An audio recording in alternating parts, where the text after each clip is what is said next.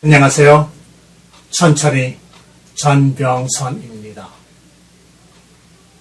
예수님께서 온 갈릴리를 두루 다니시며 행하신 사역들을 간단히 정리를 하면, 첫째로 하늘나라를 소개하는 일이요, 두 번째로 그 나라에 이르는 길을 가르쳐주는 일이요, 그리고 세 번째로 창조주로서의 권능을 보여주시는 일들이었다고 할 수가 있을 것 같습니다.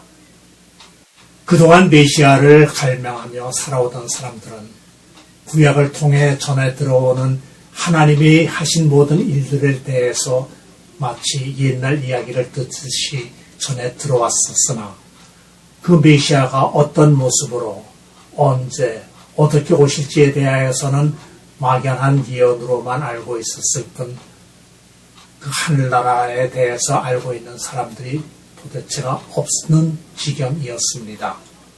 이런 사람들에게 하늘나라를 설명하려니 사람들이 지식과 인식의 한계가 있기 때문에 예수님께서는 항상 비유로서 말씀을 하셨던 것 같습니다.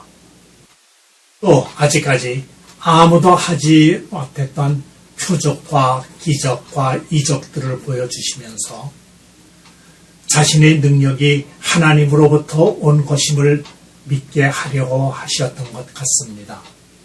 이런 일들을 보고 듣고 또 경험한 사람들이 많아지면서 예수님을 따르는 무리들이 더욱 많아진 것을 보면 예수님의 사역이 어느 정도 성공적이었다고도 볼 수 있을 것 같습니다. 그러나 예수님이 가르치시는 일들하고 무리들이 구하는 일들하고 과연 같은 목적을 향하고 있었을까요? 대표적인 일이 산상수훈과 두 번에 걸쳐 행하신 오병이어와 칠병이어의 기적, 그리고 그 기적을 목격하고 실제로 체험하였던 사람들, 그리고 제자들의 그 후의 행동에서 우리들이 유추할 수가 있을 것 같습니다. 오늘 우리들이 함께 나눌 이야기는 산상수훈을 하시었던 그 언덕에서 갈릴리를 바라보며 그 언덕 위에 남겨놓은 자취를 우리들이 찾아보고, 또 오병이어의 기적과 칠병이어의 기적에 일어났던 그 선지들을 우리가 직접 가보지는 못하지만 그것을 기념하여 만든 오병이어 기념교회를 자취를 함께 보도록 하겠습니다.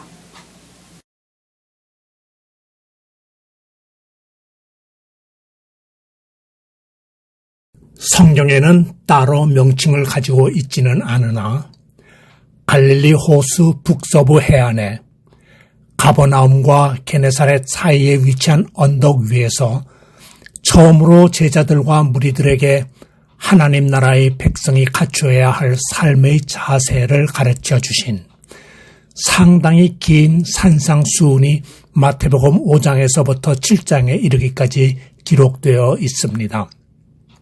기록된 대로 예수께서 산에 올라가 앉으시니 제자들이 나아온지라고 되어 있지만, 산이라기보다는 야트막한 언덕으로 갈릴리 물가에서는 조금 떨어진 언덕입니다.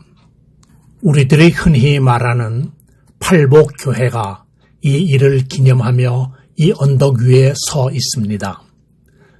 4세기경 비잔틴 제국에서 이곳에 교회를 세웠다고 하는 것을 보면 아마도 콘스탄티누스 황제의 어머니가 이곳을 다녀가셨던 것 같습니다.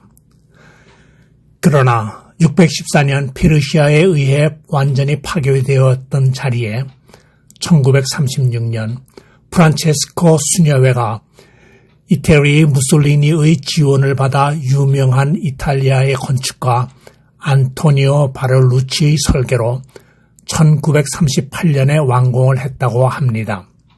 밝고 깨끗한 인상을 주는 교회 내부는 8가지 복을 상징하는 팔각형 구조로 되어 있으며 8개의 창에 라틴어로 팔복의 내용이 하나씩 기록되어 있습니다. 설계자 안토니오 바를루치는 예수님이 주신 팔복 말씀에 하나를 더하여 9가지 복을 표현하려고 했다고 가이드들은 이야기를 합니다. 예수님의 팔복 말씀의 끝맺음인 나로 말미암아 너희를 욕하고 박해하고 거짓으로 너희를 거슬러 모든 악한 말을 할 때에는 너희에게 복이 있나니 기뻐하고 즐거워하라. 하늘에서 너희의 상이 큼이라는 말씀을 9번째 복으로 생각한 안토니오는 팔각형 모양의 건물 중앙에 커다랗고 둥근 돔을 만들어 9번째 복을 상징하였다고 설명들을 하고 있습니다. 그런데 산상수훈에 나열된 복은 아무리 세어보아도 분명 9개인데 왜 구복이 아닌 팔복교회라고 하였을까요? 이를 이해하기 위해서는 아마도 한국의 성경이 전래된 경로를 살펴보아야 할 것 같습니다.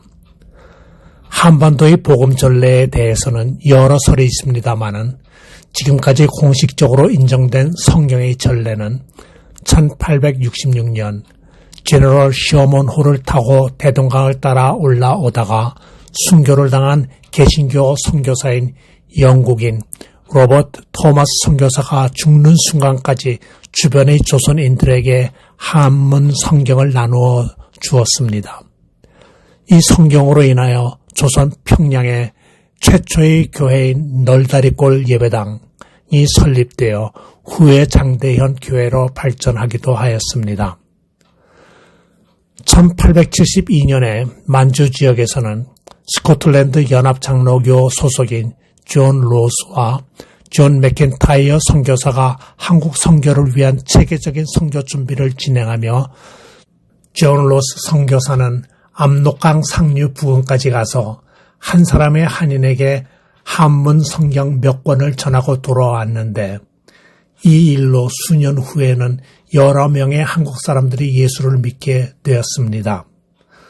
존 로스는 1874년에 한국어 성경을 제작하기 위해 노력하던 중 의주 출신인 이응찬을 만나게 되어 한국어 선생으로 삼으며 3명의 의주 청년들, 즉 백홍준, 이성하, 김진기가 존 로스의 한국어 성경 번역 작업에 합류하여 1882년에 완성된 쪽복음, 누가복음과 요한복음을 중국에 있던 성서 공회를 통해 각 3,000부를 출판하여 만주 및 한국에 배포한 후 1887년에 신약 전서가 완역되어 한국으로 보내졌던 것이 최초의 한국어 성경이었던 역사를 보면 우리말 성경은 한문으로 번역된 성경을 다시 우리말로 번역되면서 만들어지게 된 것 같습니다. 아마도 이때 한문으로 번역된 성경을 다시 우리말로 번역하는 과정에서 중국에서 먼저 번역될 때 중국 사람들이 엄청 좋아하는 팔자에 복을 더해서 팔복이라고 수훈의 표제를 붙이었던 것을 그대로 직역하여 이 교회를 팔복교회로 부르지 않았었을까 하는 것이 저희 엉뚱한 공상입니다. 아니, 어쩜 제가 알 수 없는 신학적인 심오한 또 다른 뜻이 있는지도 모르겠습니다. 그 9번째 복을 받기 위해 거쳐야 하는 8가지 복의 과정은 인간적인 관점에서는 매우 힘겹게 받아야 하는 이해하기 힘든 복이기도 할 터이니까 말입니다.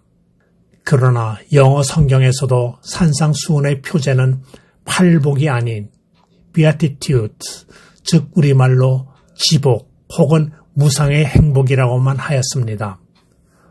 복이란 과연 무엇일까요? 복이 있는 자라는 표현은 구약에 45번, 신약에 50번 등장한다고 합니다. 한 가지 특이한 점은 우리들이 잘 알고 있는 인간이 쓴 시편 1편에서 말하는 복과 예수님께서 산상수훈에서 말씀하신 복의 그 내용적인 차이점입니다. 그 차이점은 그때나 지금이나 다름이 없을 터인데 우리들이 원하는 복은 과연 어떤 복인지는 성경을 읽고 듣고 하는 우리들의 묵상의 결과일 터이니 우리들 각자의 몫이 되겠지요. 이 수훈을 가르치신 지역이 바로 가버나움에서의 남서지점에 있는 타부가입니다. 이 산에서 내려다 보이는 갈릴리 바다는 참으로 아름답습니다.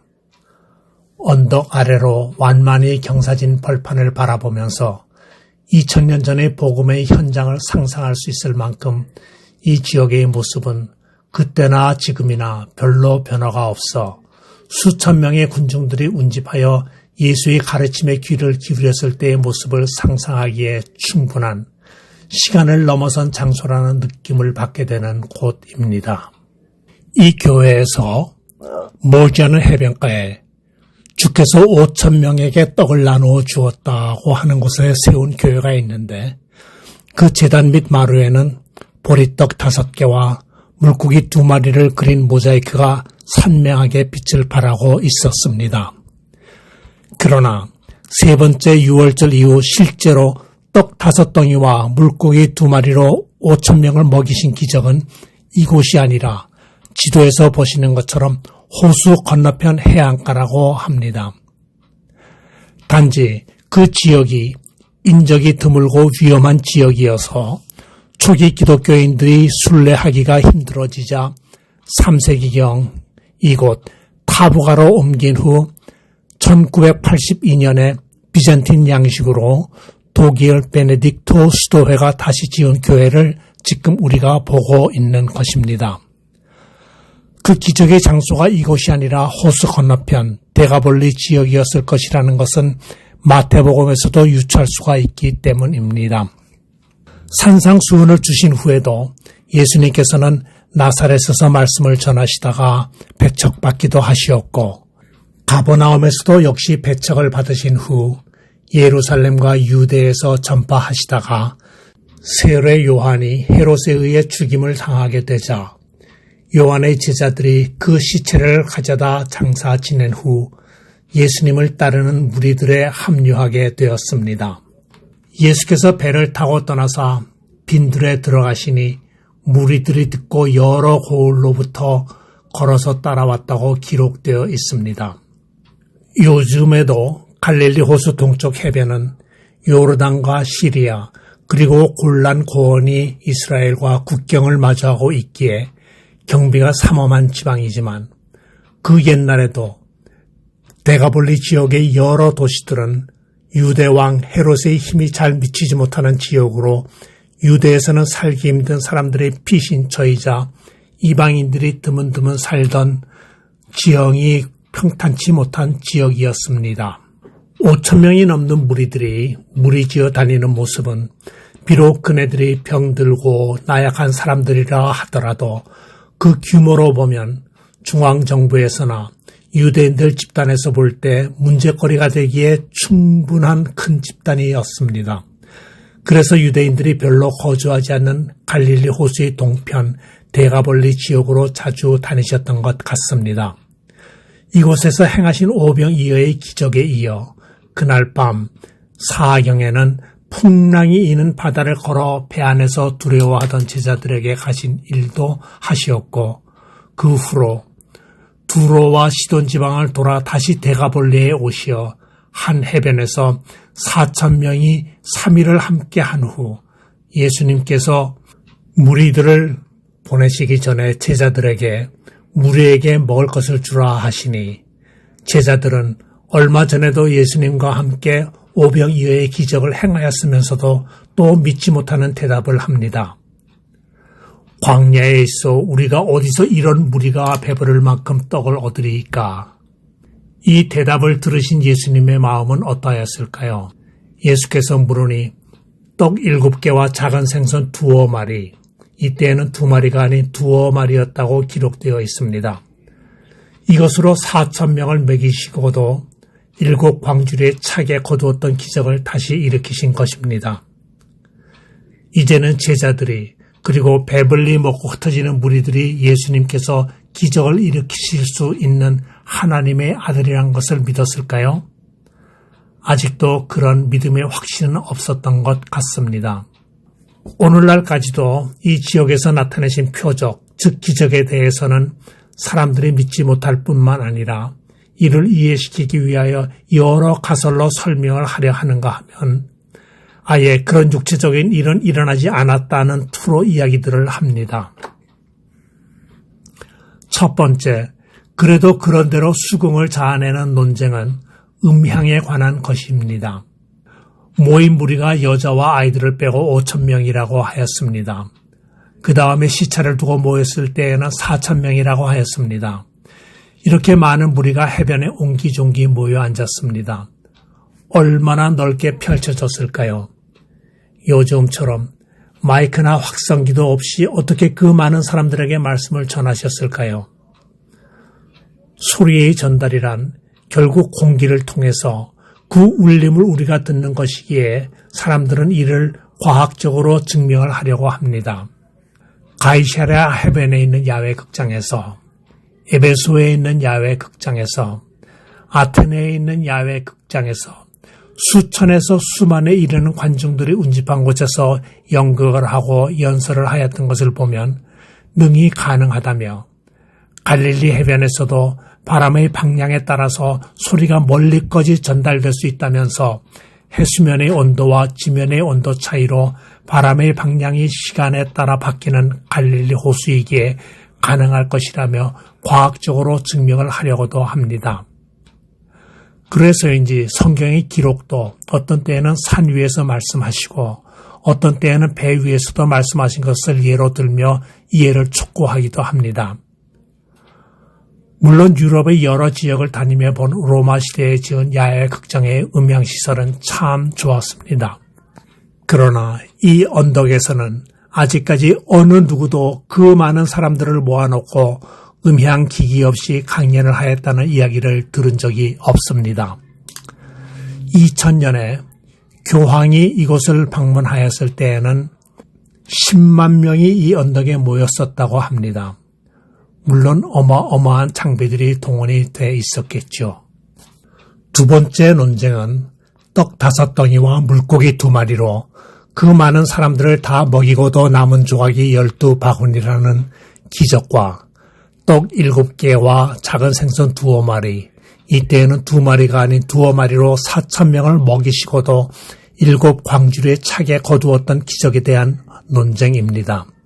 이 기적에 대하여서는 아예 믿을 생각들을 하지 않고 이를 은유적으로 해석하며 영적인 배부름이었으리라고 치부하고 마는 경향이 많이 있습니다. 아마도 그 옛날 출애굽할 때 40년 동안 광야에서 만나와 메추라기로 살았던 기적을 단지 옛 이야기로 치부하는 것과 같은 맥락이겠지요. 오늘날에도 이 2가지 기적은 아직까지 한 번도 다시 재현되어 본 적이 없는 기적이요.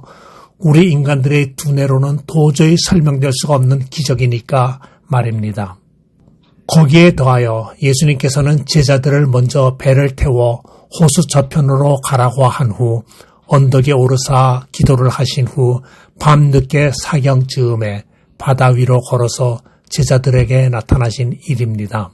여기 즈음에 이르면 믿지 않는 분들하고의 대화가 더 진행될 수가 없는 입장이 되겠지요. 과장이 심한 중국의 무협지에나 나오는 이야기로 치부하니 말입니다. 마태복음 19장 24절에서 26절로 예수님께서 말씀하셨습니다. 낙타가 바늘귀로 들어가는 것이 부자가 하나님의 나라에 들어가기보다 쉬우니라 하시며 사람으로서는 할 수 없으나 하나님으로서는 다 하실 수 있다라고 말씀하셨습니다. 이 또한 사람들은 뭐라고 이야기하시는지 아십니까? 이건 아주 쉬운 일이라면서 낙타를 멀리 세워놓고 바늘귀를 눈에 가까이 대면 그 구멍 안에 낙타가 있다고요. 그러면서 말씀을 새겨 들어야만 한다고 합니다. 이런 농 같은 대답에 어찌 대꾸를 할 수가 있겠습니까? 하나님으로서 하실 수 있는 일, 하나님의 아들인 예수님이 하실 수 있는 일, 이건 기적이기에 아직 아무도 다시 제안할 수 없었던 일인 것입니다. 이렇듯 죽은 자가 살아나고 오병이어의 기적으로 5,000명이 배부르게 먹고 중풍병자가 일어나는 표적을 보고도 군중들은 예수님의 곁을 떠나버렸습니다. 그러나 복음서에 기록된 모든 일들은 사실에 근거한 일들일 것입니다. 왜냐하면 복음서가 기록되어 퍼지기 시작할 때 즈음에는 그 기적의 장소에 있었던 사람들도 여러 명이나 살아있었을 때이니까요. 근거 없이 옛 이야기처럼 쓴 복음서라면 그 당시 사람들이 믿을 수가 있었겠습니까? 복음서 기자들도 기적의 현상을 직접 목도하면서도 믿을 수가 없어 그 되어지는 일들을 세세히 기록할 수가 없었을 것만 같습니다. 여기에서 우리들은 다시 한번 생각해 보아야 하겠습니다. 예수님께서 오신 이유와 가르치심을 주시는 이유는 과연 그 목적이 무엇이었을까요? 예수님을 따라다니는 제자들은 어떤 이유와 어떤 목적을 가지고 있었을까요? 예수님을 구름처럼 모여 따르는 사람들은 무엇을 바라서였을까요? 어떤 사람들은 예수님이 살아계셨을 때 예수님을 떠나셨고, 또 어떤 사람들은 예수님이 십자가 처형을 당하신 후에 떠났던 사람들. 하지만 그 사람들이 다시 모여 시작된 오늘날의 교회를 다니며 기도하는 우리들은 과연 어떤 이유와 어떤 목적을 가지고 있는 것일까요? 각자의 몫이겠지만 스스로 자문하며 부끄러워지는 오늘입니다. 지금까지 시청하여 주신 여러분들에게 감사드리며 항상 강건함 속에 평안한 시간들이 되시기를 기도드리며 좀 더 성숙된 모습으로 찾아뵙도록 하겠습니다. 지금까지 천천히 전병선이었습니다.